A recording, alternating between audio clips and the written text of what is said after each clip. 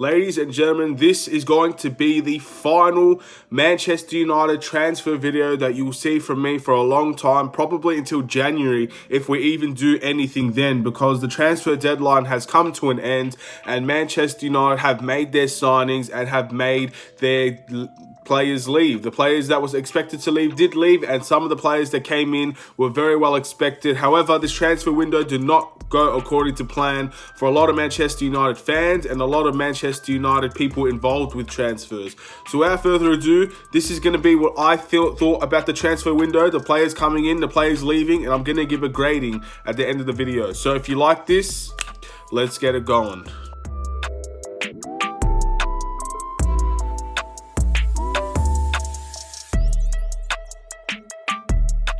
What's up, everybody? It's the Aidan Sports Show. Welcome back to another video. Today we've got Manchester United's transfer deadline as it's been completed. We're going to talk about the players that came into Manchester United and the players that have left Manchester United. I'm going to give some positives and negatives to all the Manchester United signings that did come in. And of course, we're going to be discussing about the few outgoings that Manchester United had as well. But before we get started, please like and subscribe to the Aidan Sports Show YouTube channel. Turn notifications on. Let me know in the comments below, what did you think of the overall transfer window for Manchester United? Did you think this was a good transfer window? Did you think Manchester United stuffed it up completely? Or are you down the middle by saying it wasn't as good as we expected it to be, but overall it wasn't too bad? Now overall, I'm going to give my grading at the transfer window. I'm going to give a grading of every signing that came in and came out as well, because at the end of the day, these are the players that are going to hopefully make Manchester United better. This is what we've been dealt with, and let's see just how good we could be with some of these players coming in. So I want to talk about the outgoings first, and the first outgoing I want to talk about is Chris Smalling, because he's the one that's permanently going to leave as of this time. Now, of course, there are many outgoings that should have been gone from Manchester United. However, the only one that seemed to be permanently gone is Chris Smalling for around 15 to 18 million to Roma, a team that was pursuing him for the entire transfer window. Finally got him on the last day, as Manchester United's desperate needs for other positions, they had to cave in and give pretty much exactly what Roma was asking for from the beginning. Now, Chris Smalling leaving, in my opinion, it's a big question mark, because a lot of people will say Chris Smalling is the best centre-back that we have and we let him go for a very cheap fee. However, a lot of people are saying that this is not the route that Manchester United should be going. We should not be going at former players, that past players that Manchester United had, and to bring them back and allow them to come back to Manchester United. It's a game of two halves, really. You don't know which side you're going to be on until hopefully at the end of the season we'll have our answer. Either we let Chris Smalling go and it was a big mistake, or it was right to let him go. In my opinion, at this point in time, I've always said it and I will continue to say it. Chris Smalling leaving is a good thing for Manchester United. I love the guy, respect the guy. I wish him well in Roma, where he clearly wanted to be. Again, I'm always at the point, if the guy doesn't want to be here, then he should not be here. I fully respect and I welcome Chris Smalling with open arms. If he does decide to talk about Manchester United when his career is over, he does want to come work for Manchester United, wherever his future lies, I'll be happy to welcome Chris Smalling back. But at the moment, at his playing career, this was just not the right decision to keep him. So I'm going to give the grading of this a B+. Of course, it's a good grade to get rid of Chris Smalling. It was a good fee as well, and he went to where exactly he wanted to go. And I think you have to honor some of the people that worked so hard for your club. If they wanted to leave, and they worked for nearly 10 years to make sure that you were the best you could be. And Chris Smalling, we never questioned his attitude. And the fact that we let him go to the team he wanted to go to, in my opinion, is only positive things. And the fact that it took this long is it's embarrassing, to be honest. But that's the first thing I wanted to talk about. I'm very happy that Chris Smalling got the move that he wanted, and I wish him good luck at Roma.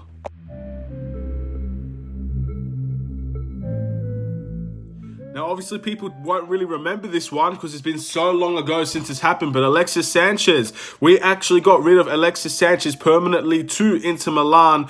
However, we did not get a fee for Alexis Sanchez, and we actually ended up pretty much begging another team to take him. And overall, Manchester United, again, this is another good piece of business that Manchester United did. Alexis Sanchez was not worth the 350 to 400k a week that he got, and he definitely was not worth staying at Manchester United with the attitude that he got. However, when you look at other signings that Manchester United did in this transfer window, it kind of nullifies how good this really was. But for grading this one, I'm going to give this an A, because this was a fantastic way to get rid of Alexis Sanchez. I don't think you were ever going to get a fee for him. You never got a fee for him to begin with. You had to get rid of Mkhitaryan to get Alexis Sanchez. So giving him away for a free and getting rid of that 400k a week that he did manage to get, it saved Manchester United a little bit of money. Of course, money and Manchester United go hand in hand together, and I'm sure they'll be ecstatic to know that Alexis Sanchez is not on the wage bill tonight. At this time. So I'm very, very happy that Alexis Sanchez got his move again. I know people love Alexis Sanchez, but Manchester United fans do not like this guy. And I honestly, all I could say is I wish him the best. But again, he reminds me of a Di Maria with that attitude. I feel like he's going to be extremely hostile towards this club. And in return, we're going to be extremely hostile towards Alexis Sanchez. So let's hope for the benefit that we don't see Alexis Sanchez anywhere near Manchester United again. And that's all I can say on the matter. It's a good thing that he's gone. I'm happy that he's gone. And let's see exactly what we can do in the future.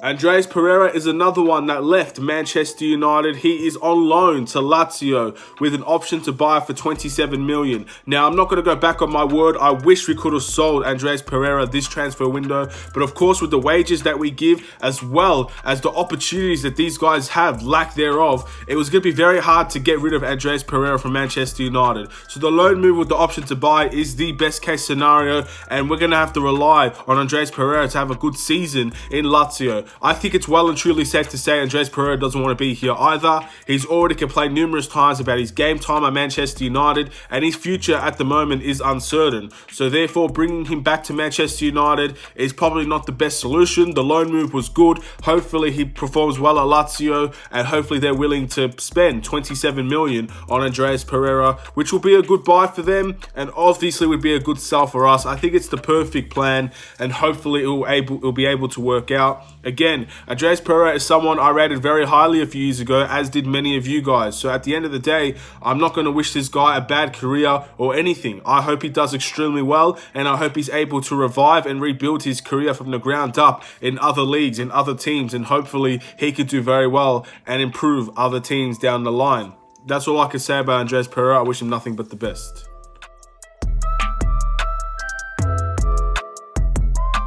Diogo Dalot is another one to talk about. Of course, he is on loan now to AC Milan. There is no option to buy, as I'm aware. And of course, he will be coming back to Manchester United in 1 year's time. Overall, this is it's a deal to clear a little bit of space so you can have Brandon Williams probably move to the right back position, as well as you got Fosu Mensah. Keeping Dalot, not giving him game time, in my opinion, will ruin his career. And I think he was aware of that just as much as Manchester United. So this loan move to hopefully develop him, improve him, and if he is good enough for AC Milan, maybe come back and have a bit of game time at Manchester United. But overall, Oli doesn't seem like he wants Diogo Dalot, so maybe the selling would have been useful at this time, but at the moment, it is what it is. Diogo Dalot is on loan. If he can do well, maybe he can give himself a chance at Manchester United. If not, then there's a good team at the moment in AC Milan that will definitely want to keep him, I reckon, because I think he is more than talented enough to go to that AC Milan team and do well. Hope for the best with Diogo Dalot, whether it's at Manchester United or AC Milan. That's all I could really say. I hope for the best. And yeah, look, it is what it is. With this one, I'm going to give it a C+, because the option to buy would have been extremely crucial for this time, and I really, really wish that Manchester United would have given an option to buy for AC Milan, and maybe we could have got something done very quickly, and maybe we're going to have to be spending a lot of time next season to try and get rid of Diogo Dalot if he's not in the plans. So in the end, this seemed a little bit desperate to me, and it is definitely desperate, but it's still a move that probably should have been happening nonetheless. So that's why it gets a C+ from me.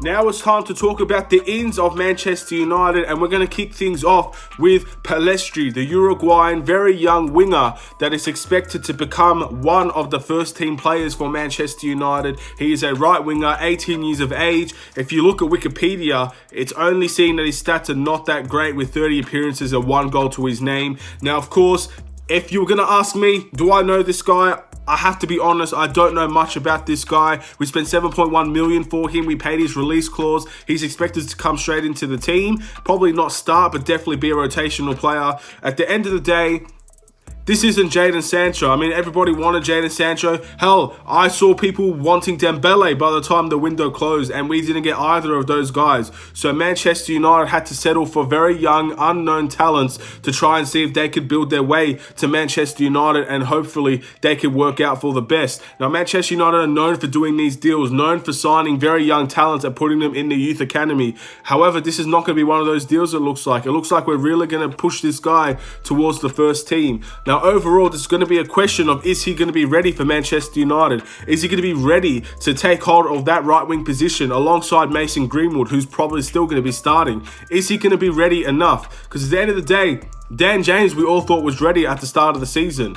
This is very, very similar signing that's a little bit worse for wear, because Dan James was probably more well-known than this kid. However, we're going to have to wait and see. And it's a very good signing in terms of young, up-and-coming talent that is willing to step up to Manchester United. However, that's not exactly what we needed from that right-wing position. Now, I don't think it's fair to give this guy a D grading or a D plus grading, because it's not necessarily a bad signing. I'm going to give this a bang average C, because we expected Manchester United to do signings like this, but this should not be the Jadon Sancho replacement. This should not be someone that was second fiddle, third fiddle, fourth fiddle even. We should have had a lot of alternatives built up for Manchester United for Jadon Sancho if we weren't going to get him, and we didn't seem to get any of them, so we settled for this kid, it looks like. And hopefully this kid can prove everybody wrong and shut everybody up and perform well, because that's all we want. We want our team to be the best it could be. We want Manchester United to perform at the best capabilities it can in every aspect of Manchester United, from the owners to the players. We want everybody to be performing at their best. And hopefully this kid will perform at his best and he'll make an impact at Manchester United, because that's all we want to see. We want to see someone that can perform for Manchester United, because it doesn't seem like there's going to be many people that could do that this season. So hopefully he's going to be one of them. And overall, that's my grading of this. That it is what it is. It's not something that I'm extremely upset about. It's not something I'm extremely happy about. It's a bang average signing. It's not Jadon Sancho, it's not Dembele, it's not Sarr, it's none of those players, but hopefully he can be better than all of them when time comes, because he's our player now. Hopefully he's better than all of them.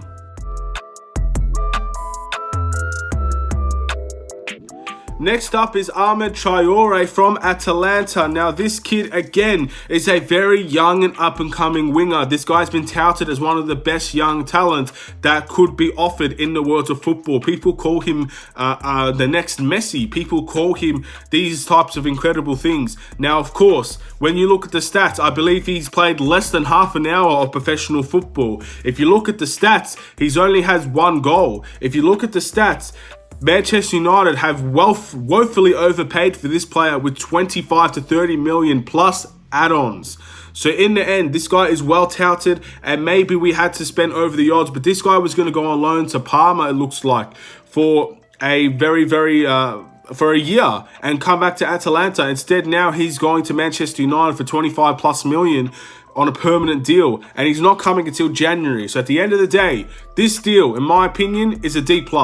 Of course, the player itself is a great signing. It's a young player, it's an up-and-coming player, it's a well-touted, well-scouted player. You like deals like this at Manchester United, but the fee is extremely overpriced in my opinion for someone that's only really played 3 games and didn't play all of those games. I think he has a total amount of 24 minutes of football. And then you have to question Manchester United's price. That seems more desperate than ever to get someone for Manchester United just to shut the crowd up. So reality is, as good as the player is, and as much as I hope he will succeed, and as talented as he probably is, I mean, you guys see highlights, I see highlights. Highlights are something that have to be done with players like this, because we're not scouts out here.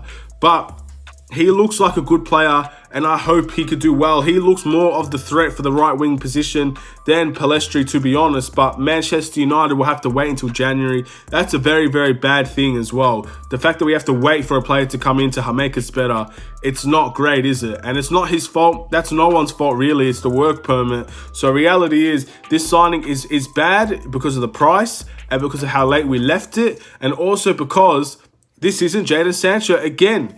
It's just not, and it pisses me off that we have to settle for pretty much not even alternatives really to fix this squad. But again, you want these players to succeed. Of course, everybody wants Arma Traore to succeed at Manchester United just as much as they want Palestri to succeed at Manchester United. So the reality is, this is a good signing in terms of young and up-and-coming talent, but it's a bad signing in terms of the price and in terms of what exactly had to happen to get this deal over the line. So Manchester United, you dropped the ball all transfer window, and you tried to salvage it with Arma Traore. You're going to have to wait and see if your risks pay off, because in the end, that seemed like a very stupid, desperate risk, and we're going to have to wait and see just exactly how lucky you guys are.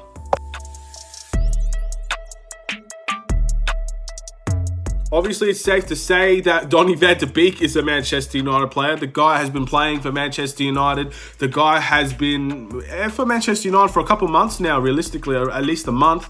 He's had some game time. He scored a goal for Manchester United in his debut. And of course, people are going to forget that he's a transfer from this transfer window. But he is, and he has been very, very good for Manchester United. 35 million was an absolute steal. Donny van de Beek is a quality player. A lot of people are expecting him to start against Newcastle very, very soon.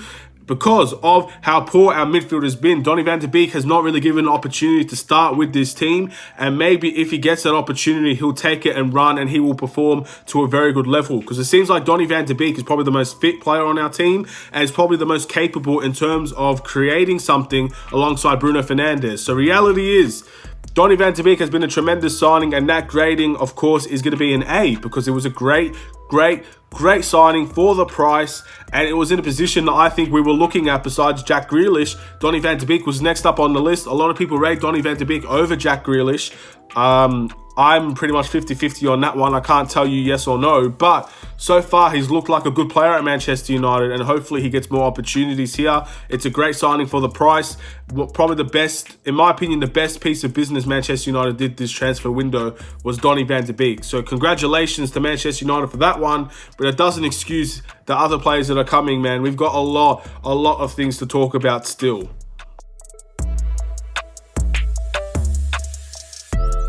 Alex Telles, one of the best left backs in European football at the moment, has joined Manchester United for around 15 million.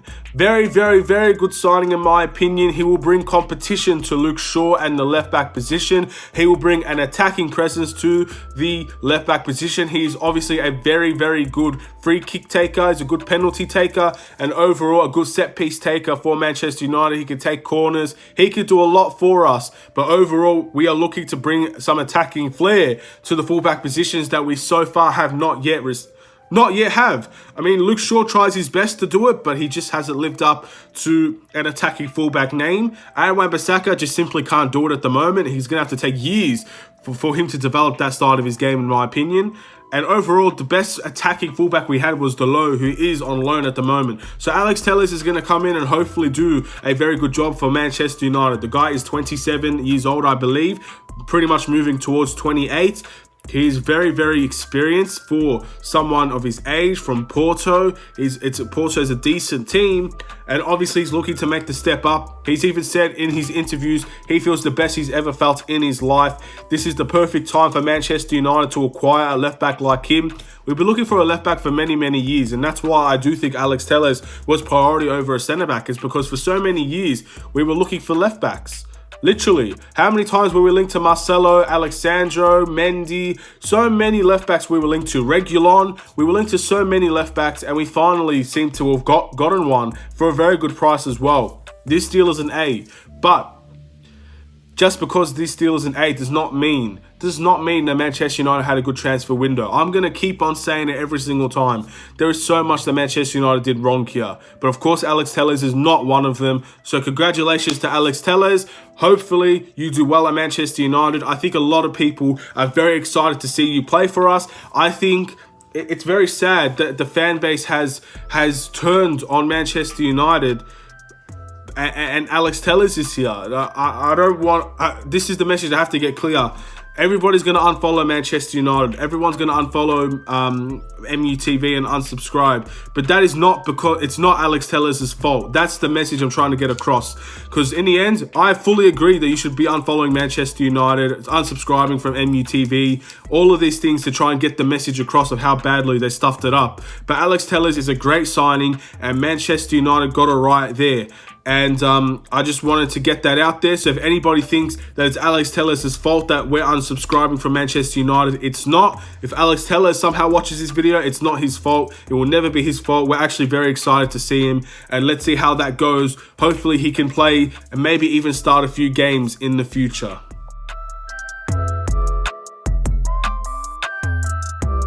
Last but not least, Edinson Cavani, the striker. 33 years of age. Manchester United are looking to bring a backup striker to fill the shoes of Martial while he's gone, to get a Gallo to stop playing, and overall to get some goals for the striker position. Now, this signing is a complete mixed bag. Whatever you want to think about it, whether you think it's a good signing, it probably is a good signing. But if you think it's a bad signing, it is a bad signing as well. In my opinion, this is a bad signing. And I'm going to give you my reasons. But I'm going to try and play both sides of this. I want to talk about the positives first.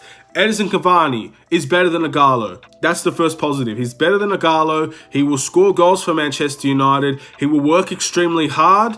He's not someone that's not gonna press. He's not gonna be someone that will try to steal the ball. He plays a little bit of defense at that striker position, and I do think he plays the link-up game very, very well for Manchester United. He's also going to be a threat in the air, which is something we haven't had since Lukaku, pretty much. We're going to have someone that's adept in the air and maybe can get some crosses into the box to him.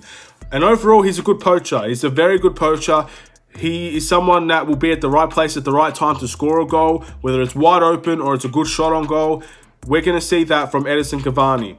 It's also safe to say that we did need a backup striker. We really did. Gallo wasn't cutting it. We didn't get a right winger that was going to be starting over Mason Greenwood. So the backup striker role was still an absolute must, and we got Edinson Cavani to fill that role. The negatives. He is extremely overpriced. Now, I know people are going to say, how is he overpriced? We got him for free. We didn't have to pay for Edinson Cavani. He's 33 years of age. He was about to retire. He's on 200k a week. 200k a week for Edinson Cavani he's one of the most highest earning Manchester United players, and he's not really going to be someone that should be starting, but he probably will because of the amount of money we're going to give him.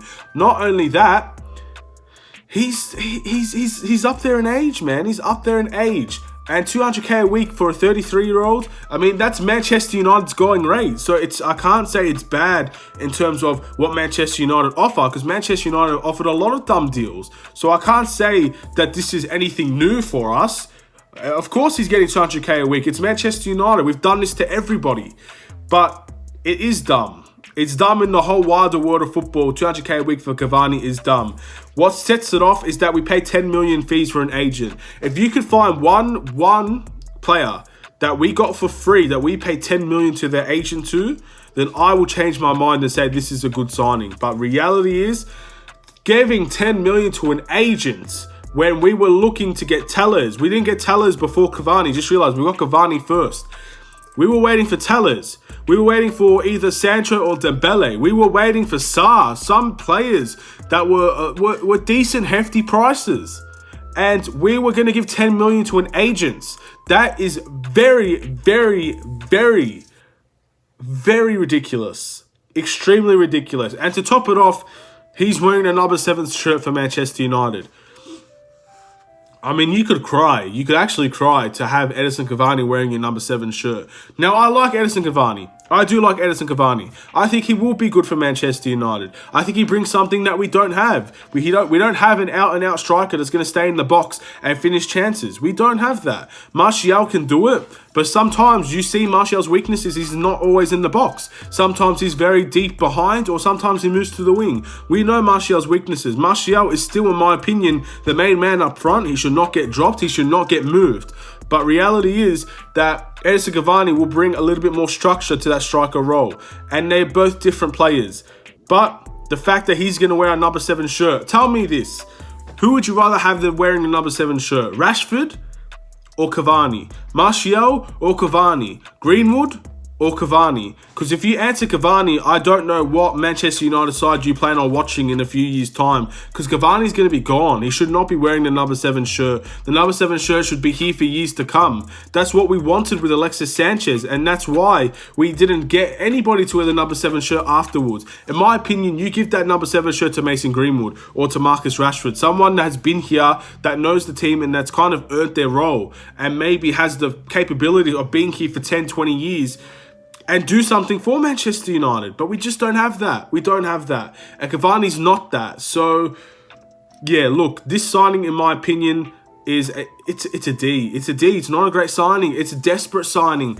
No one who, let's be real, guys. When did Cavani come and how long did we want him to be here? Because Cavani was not someone we were looking at the start. It's not someone we were looking at towards the middle. It was only something we looked at with the last few days to try and get anything for Manchester United to work out. And hopefully this deal does work out. I'm not saying I don't want this deal to work out. I want all of our players to do well.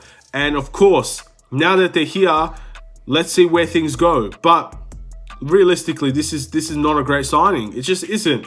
But I hope to see many goals from Edinson Cavani. I like the player himself, but I think the number 7 shirt and the agent fees really made me have a sour taste on this deal. If we were giving him around 100k a week, like a bunch of our other players, and we were giving him the number 15 shirt or something like that, I would have said this is a lot better signing than what it is now. But it's just sour taste in my mouth at the moment. I don't like that Edinson Cavani signing with the number 7 shirt and 10 million to an agent. I don't like it. And that's why I'm not going to give it a high grade. Now, overall, Manchester United's transfer window, that is it. That is done.